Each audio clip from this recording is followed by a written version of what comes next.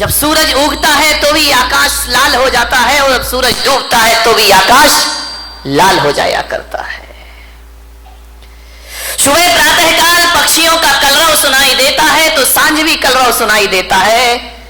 फर्क कितना होता है कि सुबह की लाली उठाने का काम करती है और शाम की लाली सुलाने का काम किया करती है। और सुबह के पक्षियों का कलरव जो हुआ करता है वह घोंसलों को छोड़कर बाहर निकलने का होता है, और शाम का जो कलरव होता है वह घर वापस लौटने का कलरव होता है। ध्यान रखें, सुबह सुबह पक्षी चहचहाते हैं, कलरव करते हैं, आकाश में पंख फैलाते हैं।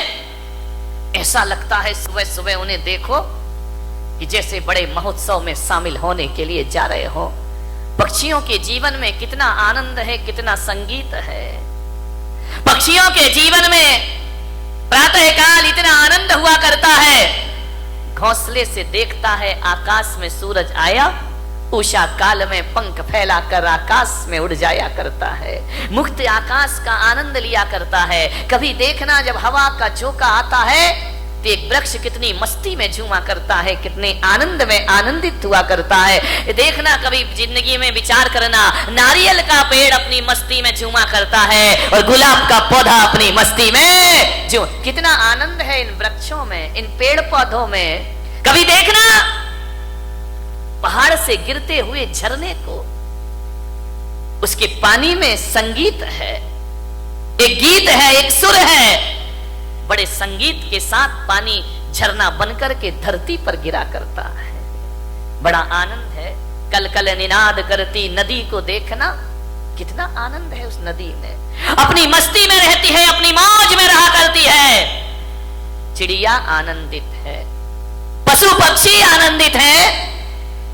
एक गाय का बछड़ा जब दौड़ करके रंभाता हुआ मां के पास आता है, इतना आनंद उस बछड़े में हुआ करता है।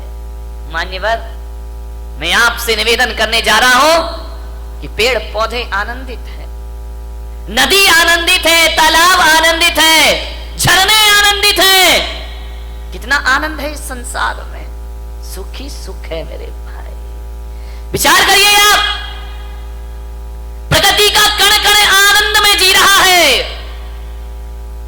आसमान आनंदित है, जब रात होती है ना तो हजारों सितारों को आसमान लेकर धरती पर अपना सौंदर्य का रूप दिखाया करता है। आकाश में चंद्रमा चमका करता है। ध्यान रखिए, ज्यों ज्यों रात गहरी होती है आकाश का सौंदर्य बढ़ते चला जाता है, बढ़ते चला जाता है। आकाश आनंदित है, धरती आनंदित है, नदियां आनंदित है, पेड़ पौधे आनंद में जी रहे हैं, पशु पक्षियों के जीवन में आनंद है। अफसोस है आदमी के चेहरे पर आनंद दिखाई नहीं दिया। आदमी क्यों निराश है, आदमी क्यों उदास है, आदमी को ऐसा क्या हो गया है? एक चींटी भी जीना चाहती है, एक नासमझ जानवर भी जीना चाहता है, पर आदमी को क्या हो गया? ये मरने के षड्यंत्र रचा करता है, ये मरने की तैयारी किया करता है। आज तक किसी जानवर के मुख से ना सुना होगा कि हे भगवान हमें उठा ले, लेकिन आदमी के मुख से तो कई बार सुना है कि अब इस जिंदगी को जिया नहीं जाता, हे भगवान मुझे इस जीवन से उठा ले, इस जीवन से मुक्ति दे दे। क्या घट जाता है हमारे जीवन में ऐसा? आदमी मृत्यु के षड्यंत्र क्यों रचता है? ये आदमी अपनी ही हत्या करने के लिए तैयार क्यों है? मान्यवर, अपने ही जीवन से लाचार हो गया ये इंसान, अपने आप का दुश्मन बन गया। अभी तो ये सुना था कि दूसरे दुश्मन हुआ करते हैं, हम ही अपनी जिंदगी के दुश्मन खुद बनकर के तैयार हो गए हैं। अपने जीवन से अपने आप को खतरा हो गया। कभी आपने सुना किसी भैंस ने आत्महत्या की हो? सुना? कभी विचार किया है? कभी आपको अखबार में पढ़ने को मिला है कि आज एक भैंस ने गुस्से में आके आत्महत्या कर ली है? कोई जानवर आत्महत्या नहीं करता है। किसी भी जानवर को समय से पहले मौत को बुलाते हुए आपने ना देखा होगा।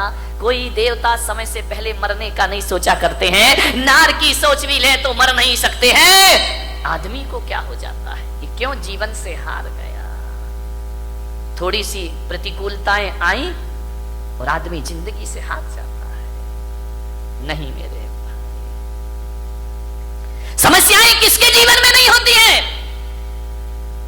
राम के जीवन में समस्या थी, महावीर के जीवन में समस्या थी, कृष्ण के जीवन में समस्याएं थी, जीसस के जीवन में समस्याएं थी, आचार्य शांति सागर के जीवन में समस्याएं थी, आचार्य कुंद के जीवन में समस्याएं थी। समस्याएं किसके जीवन में नहीं होती है? ऐसा कोई है? समस्याओं से रहित जीवन नहीं होता, ध्यान रखिए। और हकीकत में देखा जाए तो समस्याओं का नाम ही जिंदगी हुआ करता है। आसानी से जिंदगी मिल जाए तो जीने का मजा खत्म हो जाएगा। एक बात बताइए, यदि समस्याएं नहीं हो तो फिर जीने का मजा क्या है? जिंदगी जिंदा दिली का नाम है, मुर्दा दिल क्या खाक जिया करते हैं। ध्यान रखिए, जिंदा दिल बनिए। मान्यवर, दुख इस बात का नहीं है कि आदमी मर जाता है, दुख तो इस बात का है कि जिंदा रहकर भी आदमी जिंदा नहीं रह पाता है। वह मरा सा जीवन जीता है, वह मरे हुए सी जिंदगी जिया करता है। विश्वास पैदा करो अपने आप पर, जिंदगी से हार मत मानिए। जिंदगी मिली है, मालूम है ये मानव का तन मिला है। शास्त्रों में कहा है, ग्रंथों में कहा है, 84 लाख शरीर छोड़े हैं तब जाकर ये मानव का शरीर तुमको प्राप्त हुआ है। 84 लाख योनियों में हमारा जन्म हुआ है। कितने जन्म हम नाली के कीड़े बने होंगे, कितने जन्म पक्षी बने होंगे, कितने जन्म हम कीचड़ में कीड़ों की तरह रेंगे होंगे। हर जन्म में हमने प्रार्थना की होगी ईश्वर से कि हे ईश्वर, एक बार मुझे मनुष्य का चोला प्रदान कर दे, हे ईश्वर, एक बार मुझे मनुष्य का तन प्रदान कर दे। इसलिए आत्महत्या करने के लिए नहीं, जिंदगी की अंतिम सांस को पूरी ईमानदारी से जीने का प्रयास करिए। अंतिम सांस भी पूरी जिंदा दिली के साथ जिएंगे। क्यों हार जाता है आदमी? जैसा विचार करिए, सोचना। ऐसे ही नहीं मिल गया मनुष्य का जीवन, बहुत मेहनत की है इसके लिए। मनुष्य का जीवन मिला, ऊंचा कुल मिला, अच्छी खानदान मिली, दिमाग मिला, बुद्धि मिला, शरीर मिला, फिर भी इस जिंदगी से हाथ धोते हो आप। अब तो घबरा के कहते हैं कि मर जाएंगे, अब तो घबरा के कहते हैं कि मर जाएंगे।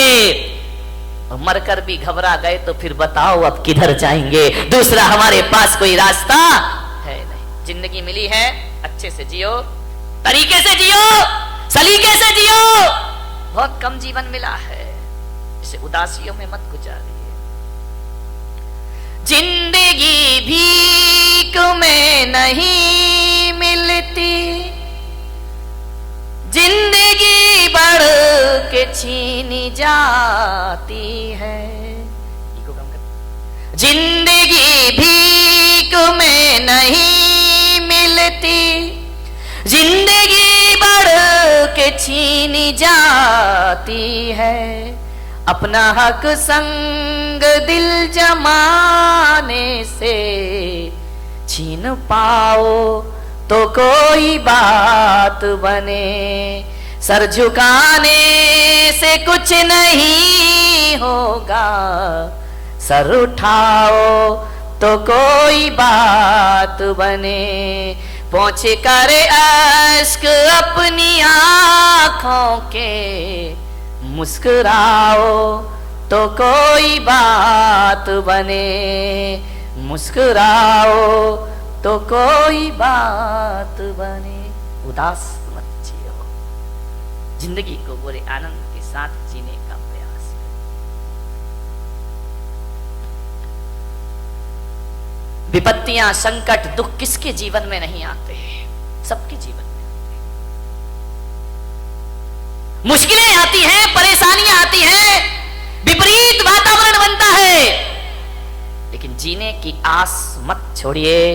जलजले आते हैं, तूफान आते हैं, उड़ीसा में चक्रवात आता है, गुजरात में भूकंप आता है, हजारों लोग बेघरबार हो जाया करते हैं। लेकिन एक बात ध्यान रखो बारामती वालों, इतने बड़े भीषण आंधी तूफान के बाद, भूकंप के बाद भी जो आदमी जिंदा रहता है वो अपना उजड़ा हुआ आशियाना फिर से बना लिया करता है, वो अपना घर फिर से निर्माण कर लेता। क्या हुआ? जिंदगी कितनी बार छीनेगी, फिर बना सकते हैं। अगर हौसले बुलंद हो तो आंधियों में चिराग जला करते हैं। ध्यान रखिए, आज समस्या है बहुत बड़ी। आदमी अपने जीवन का दुश्मन हो गया है, अपनी ही जिंदगी का दुश्मन हो गया ये इंसान। शहरों में बड़े बड़े व्यापारी आत्महत्या कर रहे हैं, महानगरों में व्यापारी आत्महत्या कर रहे हैं, गांव में किसान आत्महत्या कर रहा है। में किशोर आत्महत्या कर रहे हैं, महिलाएं आत्महत्या कर रही हैं।